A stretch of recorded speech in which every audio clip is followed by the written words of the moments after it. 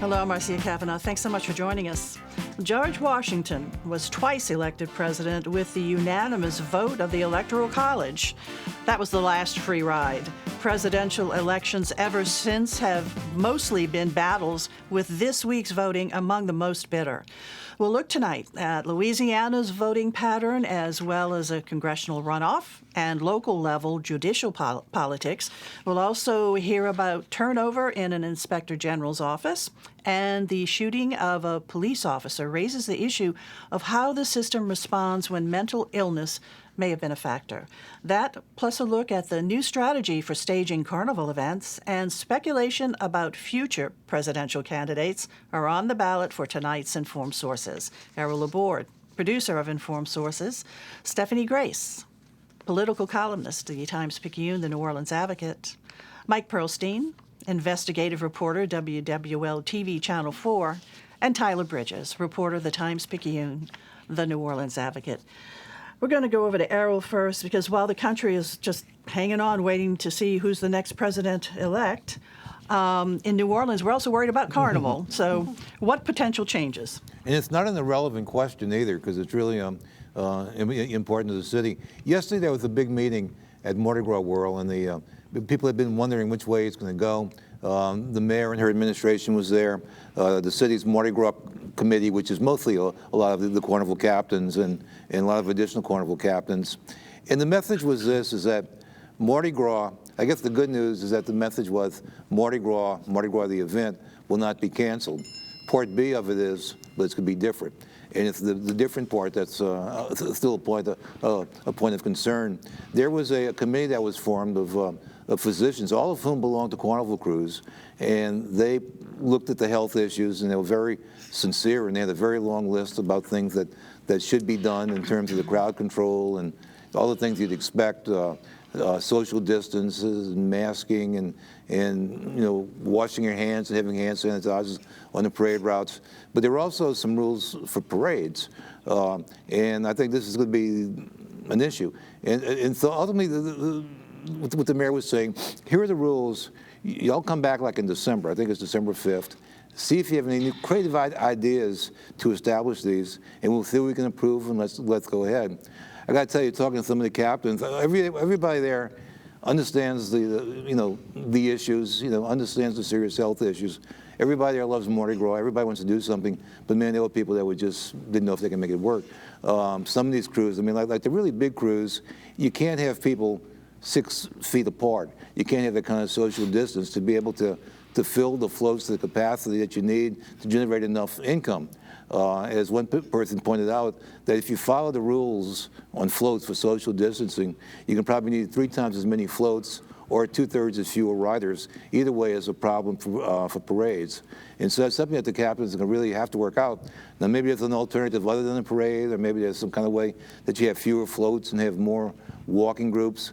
But I know some of the people, and then a couple of the crews use their ball, which is more of it's not an old-fashioned social ball, but it's more of a theatric event, and they sell lots of tickets there. Well, if you only have a couple hundred people, you're not going to make money there either. So there was real concern. One captain said, well, they're talking about going back and considering, he says, well, why do it? I mean, what's the point? So there was a little bit of despair. There are a few people who are really upbeat about it, and they just want to make it work, but I think they realize they're going to have serious problems, and that what we're going to see is going to be something drastically different, and so it's going to be very difficult. And there are a lot of carnival celebrations being canceled throughout the area, and they had surveyed areas, places around the area, and so in terms of, if we do have Mardi Gras, we'll be the biggest show in town, even though it's going to be probably a lot smaller than usual standards. The other thing, though, is the crowd control. That they don't want distancing with the crowds. They want everybody wearing masks. They're not going to want to have cooking facilities or barbecue facilities or anything like that. And so a lot of the fun elements of the parade aren't going to be there. And so you just wonder. And then they ask that all the riders have to be tested for COVID no later than 72 hours before the parade, or no earlier. And the same thing with all tourists. Anybody coming into town has to be tested. So you just wonder, if you're a prospective tourist and you're thinking about coming to Mardi Gras, and you read what all the rules are. I mean, and you read what the restrictions are. You know, if it's going to be that much of a draw. Yeah, everybody wants something to happen, and my guess is that there's going to be something this carnival. I hope on Mardi Gras Day at least that you know, that it can be said that we have Mardi Gras. And you know, this wasn't noticed last year, but last February, at the time of our Mardi Gras, people were just starting to talk about this virus, and Venice canceled its Mardi Gras celebration last year, right. And so it was at a group. So now we'll we just see. wait and see. We'll see. Okay, Eve, thanks a lot. Tyler, over to you. Let's get back to the presidential race. How did Louisiana do? Taking a look at, I mean, we know that Louisiana went for Trump, but let's take a look at the patterns around Louisiana of voting.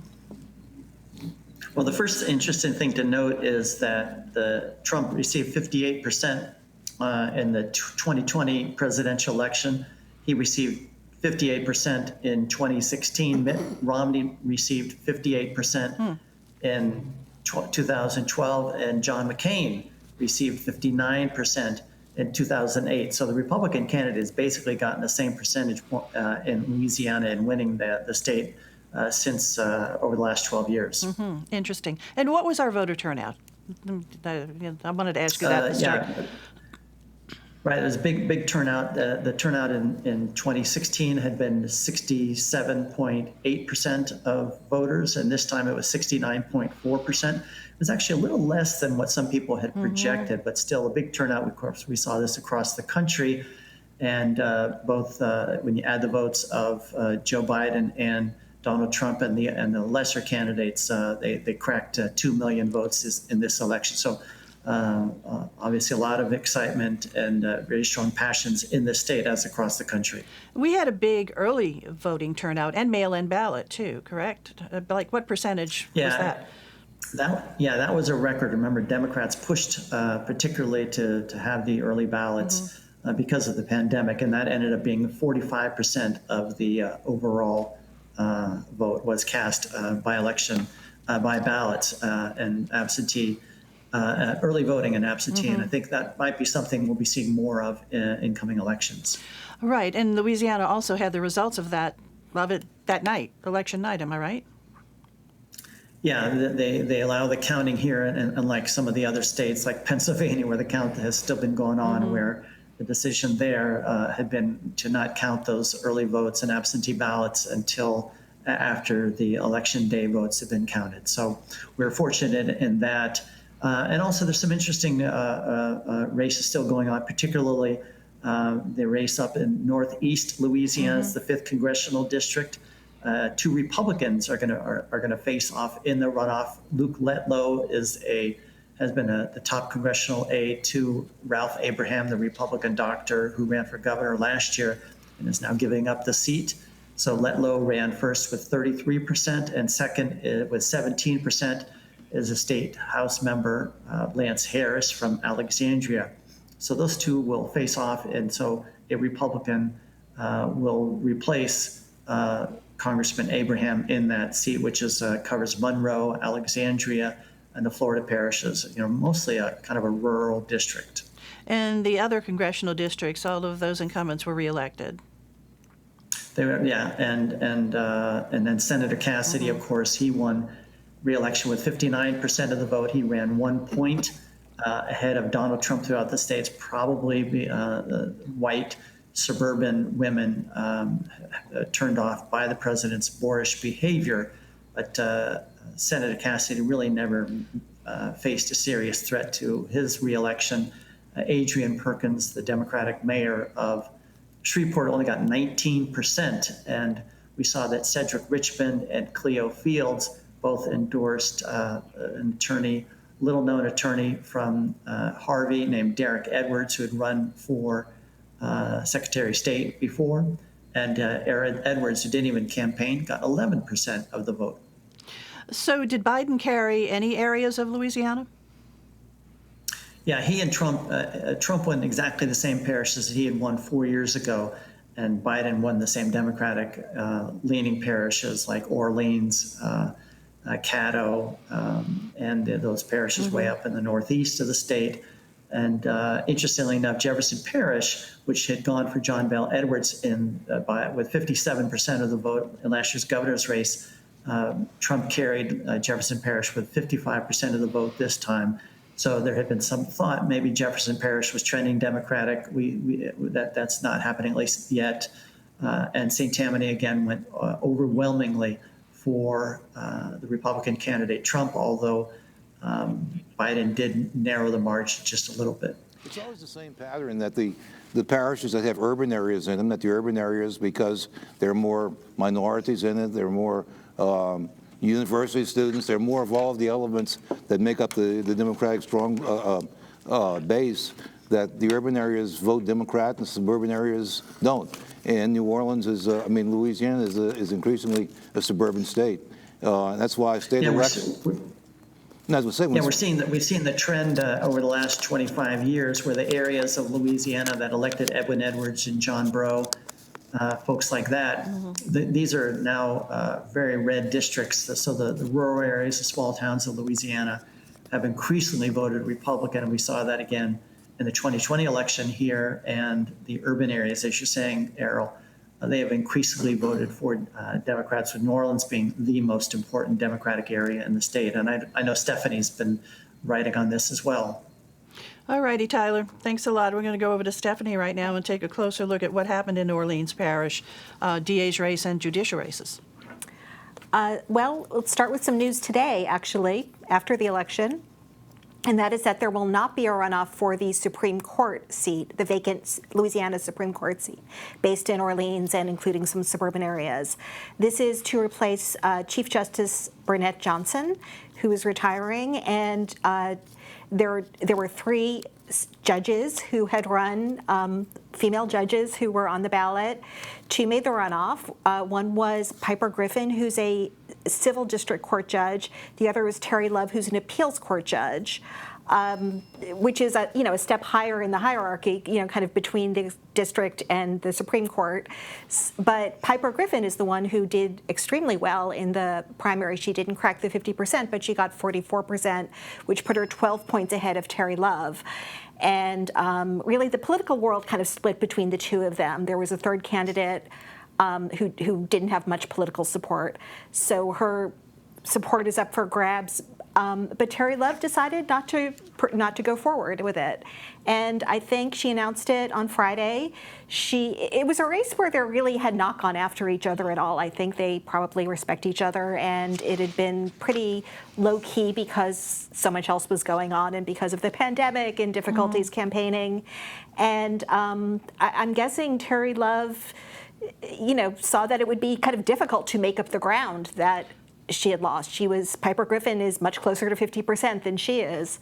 And so she decided to bow out. So Piper Griffin will be the new Supreme Court Justice. All right. Interesting. So congratulations to her. Interesting turn of events. Yes, congrats to her is right. Yes. And then also for Orleans DA, let's talk about that. And then Orleans Criminal District Court Bench. Yes. So the DA's race is going to a runoff. Kiva Landrum finished in first in the primary. Jason Williams finished in second place. The Kiva Landrum, the judge who had just left the bench to run, who had been the interim DA before that. Jason Williams being the city council president, defense lawyer.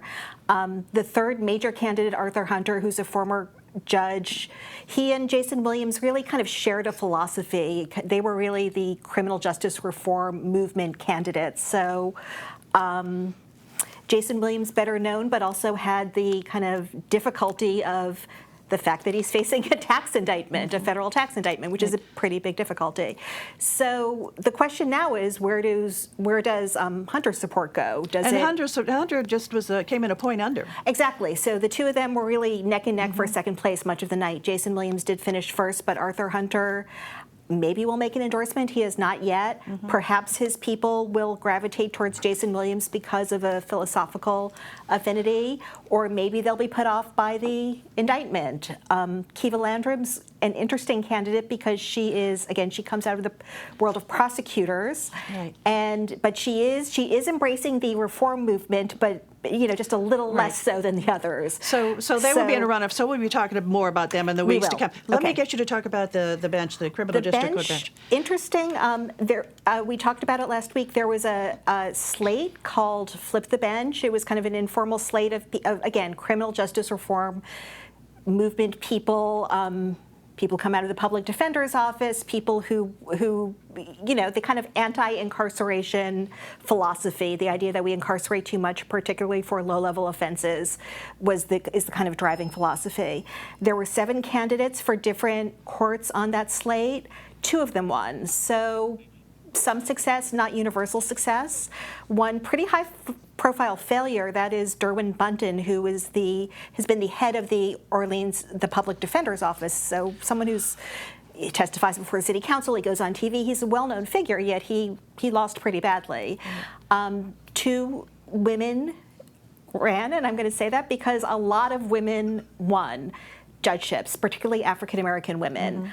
Nandy Campbell and Angel Harris are going to be joining the criminal court bench.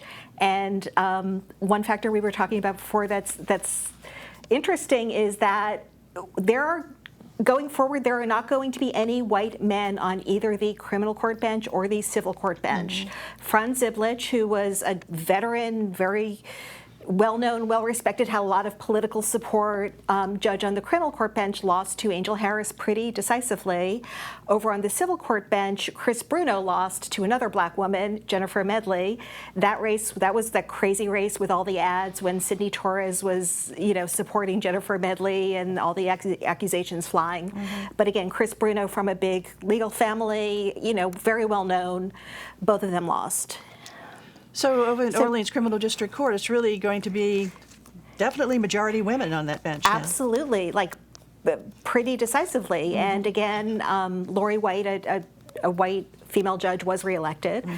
And for magistrate, because the magistrate Cantrell couldn't run because of age limits. Right. So Juana Lombard won that one. So she actually, again, beats somebody from that Flip the Bench slate. She's somebody, Lombard, from a very big political family, has worked in a lot of government posts, very well known. Okay. All right, Stephanie, thanks a lot. Okay. I'm going to go over to Mike now. A story about Orleans Parish Inspector General's office really sort of roiling in a controversy. Yeah, in those terms, might be putting it mildly. We've had an inspector general since early 2018 named Derry Harper, and he'd run a kind of a low-key office, especially compared to his predecessor, Ed Quatrevo, and publicly, while not hearing a lot of blockbuster reports, we did occasionally hear of him being taken before his boss, the Ethics Review Board, for lack of productivity, for lack of reports. Turns out that he was overseeing an office that was just almost paralyzed with dysfunction, infighting, and he himself criticized for absenteeism, for lack of engagement, and sure enough, those things came to a head finally in an executive session before the Ethics Review Board based on an internal report in which all the employees, led by whistleblowers, tipped off by whistleblowers, that led to this big internal report in which most of the employees and some ex-employees all spoke with their anonymity protected for this big report on just what's really going on in the Inspector General's office. I was able to kind of get an inside view, follow along. Turns out I was talking to some of the same whistleblowers as the board and the board attorney, and ended up doing a 2-part series for WWL-TV called Who's Watching the Watchdog, simply because they were, not scrutinized. It wasn't in the news much, and I got to tell you that my 2 TV pieces aired when some people still had the power. So I encourage everyone to go to WWLTV.com for Who's Watching the Watchdog, which shows just the scale of the problems in that office. It's, it ended up leading to the forced retirement or forced resignation of Derry Harper effective October 31st, Halloween. And now there's an interim Ed Michelle running the office. There'll be a national search. But they have some serious issues and problems, backlog reports, Another person who was let go or ended her term as the executive counsel of the office. We exposed that one of the employees held 2 jobs and combined salaries, while there were a lot of questions on whether she even did either of those jobs, even part-time or half-time. And so once again, this is a watchdog group. This is a watchdog group, right. And with dedicated funding, how much money is funded? Well, I think it's 0.75% of the overall city budget. It amounts to $4 million a year, and it's in the charter. So that's not going to change. There is an Inspector General's office, and usually they measure their success on rooting out waste, fraud, corruption, and saving the city money. Instead, they were presiding over payroll irregularities with this employee that, when we brought that up in our series, it ended the next day. So we exposed what the Inspector General's office is usually tasked with exposing in the rest of city government. So, Derry Harper did graciously give us an interview finally at the last minute, and we're going to have a part 3 in which he really it's almost a confessional. He's combative at times, but he also admitted to some grave problems, systemic, within the office, as well as some very deep personal problems. And so when does your next piece come out? That's to be determined, but probably early next week, Monday or Tuesday, and we'll try to promote that. But I do encourage everyone to go to the website to check up on the first 2 parts of Who's Watching the Watchdog, because that is a little agency that, if they are not exposing, big problems within the rest of city government, you hardly hear from them. And it turns out they were the source of many of their own problems. Right. Interesting reports. Okay. Thanks a lot, Mike. Errol, over to you. Got a couple of minutes for what you're thinking about future presidential candidates. Well, the question is, what is Louisiana going to be providing anything? There's never been a native-born Louisianian to become president. There was Zachary Taylor, who was born in Virginia and who lived in Louisiana for about 25 years. He was in the military, and he was assigned to the Baton Rouge area, and then went off, spent a lot of time in war, and then went off to Washington to become president, and died early in his administration. So he's the closest that we've had to a president. We've had some people. We've had a Chief Justice of the Supreme Court, and that was Edward Douglas White. We've had a couple of people, Hale Boggs and Robert Livingston, who came really, really close to being Speaker of the House, but for various circumstances, it never happened. And so we've been close to power. But if you look now, who's out there right now, I would think that, if not presidential, at least to be involved in politics on the presidential level, it'd be 2 congressmen. One is Cedric Richmond, who we already know is an insider with the Biden administration, was one of the co-chairs of his campaign. So you can expect great opportunities for Cedric Richmond. Biden could offer him a position. I don't know if I think Richmond's very secure in his House seat, so I don't know which is better, to just stay there or to get a position. And usually the positions in Washington don't last, as long. And the other, of course, is Steve Scalise, who is, I think, going to be a national star, and still is, and I think has good possibilities once a Republican gets elected. So I think, that's our highest potential. I do want to think, though, that in this year of the pandemic, I think a class of politician that's gotten a lot more attention that's been ignored in the past is governors. We really got a sense of the federal system, and we've seen a lot of governors in action. True. And a governor's job is a lot closer to what the president does than what a senator or a businessman does. And so I can see the possibility of seeing more governor services as possible candidates. All right. Well, but I guess immediately we have to still figure out who our next president is going to be as the count goes on. Okay. Thanks a lot. Okay. We're going to wrap up with you, Mike. There was a shooting this past weekend of a police officer, and the suspect was then referred to a mental health facility, I think, at the Orleans Parish Justice Center. It's the mental health wing of the jail, and it's not really a formal hospital setting, which is another controversy, because the sheriff wants to build a wing that is exclusively devoted to mental health. But there were earmarks from the very beginning of this shooting. It was in broad daylight. It was in the middle of the French Quarter. It was with a lot of people around, and the suspect, named Donnell Hassell of Augusta, Georgia, was riding in the back of a pedicab when he just sort of randomly opened fire into a marked police car that was driving by and stopped at a stop sign. He badly wounded, one officer, 4-year veteran Trevor Abney, shot in the below the left eye, and a slug still sort of lodged there in his sinus skull area in serious condition. Very serious shooting.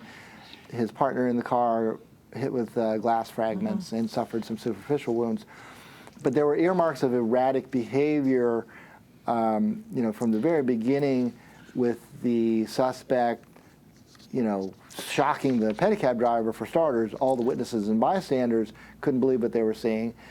The suspect, jumped out, ran down the street, was captured, mostly without incident.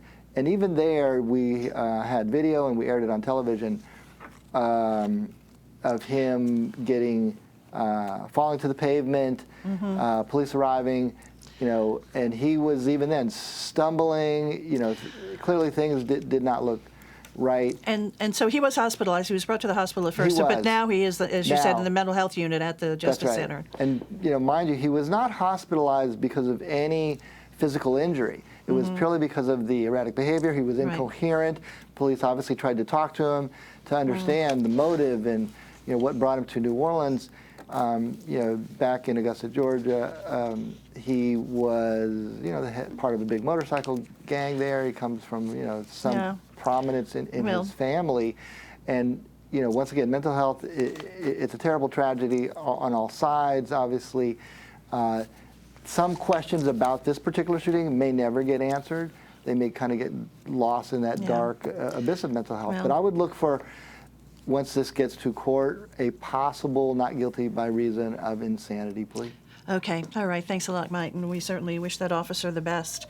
Okay, guys, time for roundtable. We're going to start with you, E. I'd say around 15 seconds apiece now. On the happier note, this week at the Lakefront Airport, there's an exhibit of vintage military aircraft. And when I was walking into the station tonight, I heard this noise. I looked up. It was a biplane, the kind of plane that cool. in another era would have been chasing the Red Baron. But anyway, pretty cool. They're going to be at the airport. All right, Tyler? Yeah, with the apparent victory of Joe Biden, it'll be interesting to see who from Louisiana will be going to Washington. Errol was talking about Cedric Richmond. He will top all lists. Also speculation about Governor John Bell Edwards. Could he possibly go to Washington as well? Okay, Stephanie? And I would add Mitch Landrieu to that list. Okay, well, that was quick. Okay, Mike?